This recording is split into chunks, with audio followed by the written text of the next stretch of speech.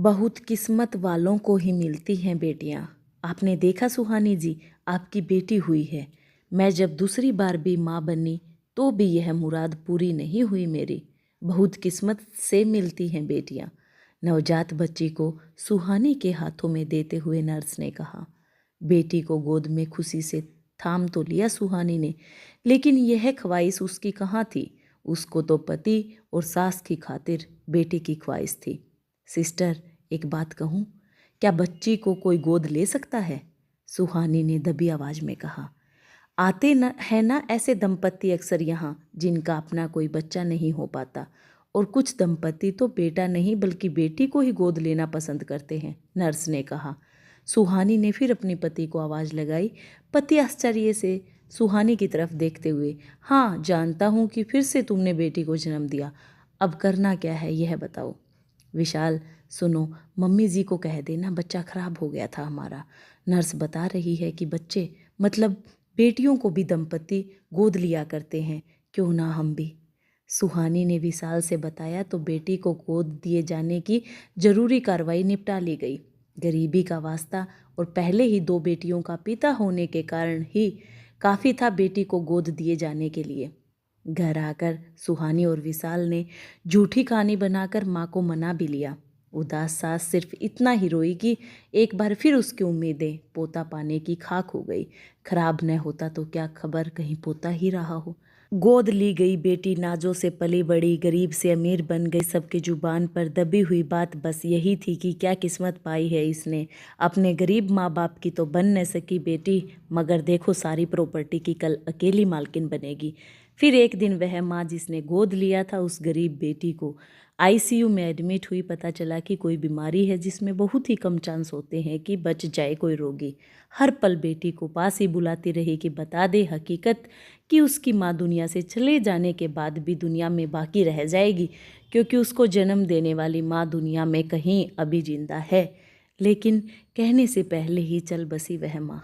उस महान माँ को हमेशा से दिए गए वचन को परिवार में सबने निभाया। कौन है, कहाँ से आई है, कभी किसी ने उस बेटी को यह नहीं बताया। दिन गुजरे, उस पालने वाली माँ को गुजरे कुछ 1.5 साल ही बीता था। पढ़ाई लिखाई पूरी हो गई बेटी की। फिर पिता ने उसका विवाह करवाने की सोचा, मगर न जाने किन और किस जन्म के कर्मों का फल बेटी को एक एक करके मिलता गया। शादी की तैयारियां जोर शोर से चरम पर पहुंच रही थी। कोई कसर नहीं रहने दूंगा बेटी के ब्याह की तैयारियों में पिता के लबों पर बार बार यह लफ्ज तैर रहा था। शादी की तारीख नज़दीक आई। दांतों तले दब गई सबकी उंगली जब पिता को अचानक ही हॉस्पिटल ले जाना पड़ा। क्या हुआ पापा? पापा प्लीज़ उठिए ना पापा। वह बेटी बरबस रोती ही जा रही थी। क्या हुआ मेरे पापा को? बोलो क्या हुआ इन्हें? हार्ट अटैक से मौत हो गई है उनकी। सब सपने भाई साहब और भाभी जी के धरे के धरे रह गए।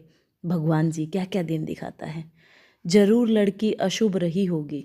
बुदबुदाती आवाज़ में चाची जी विचित्र नज़रों से नम्रता यानी कि गोद ली गई बेटी को देख रही थी। शादी का हसीन पल गमगीन पल में बदल गया। जो तैयारियां शादी के लिए की गई थी उसी पंडाल में अब पिता की 13वीं हो रही थी। क्या भाग्य रहा बेटी का कि जिंदा माँ बाप के होते हुए भी अनाथ बन गई बेचारी। तरस आता है नम्रता को देखकर, उसका भी क्या कसूर था। बेटियां तो कितनों के ही घर में जन्म लेती हैं, मगर ऐसे हालात भी शायद नसीब में लिखवा कर ही लाता है इंसान। 2 महिलाओं की आपस में बातचीत चल रही थी। सर्द नम्रता का होने वाला पति नम्रता के पास जाकर कहता है, दुख क्यों मनाती हो, मैं हूँ ना तुमको संभालने वाला। सर्द, मैं यह शादी नहीं करूँगी। सुनते नहीं क्या क्या बातें बन रही हैं मेरे लिए। कल भगवान न करे कि नम्रता कुछ बोलती, उससे पहले ही सर्द ने अपना हाथ उसके होठों पर रख दिया। मुझे कुछ नहीं होगा नम्रता, विश्वास करो प्लीज, और जो हो रहा है उसको हो जाने दो।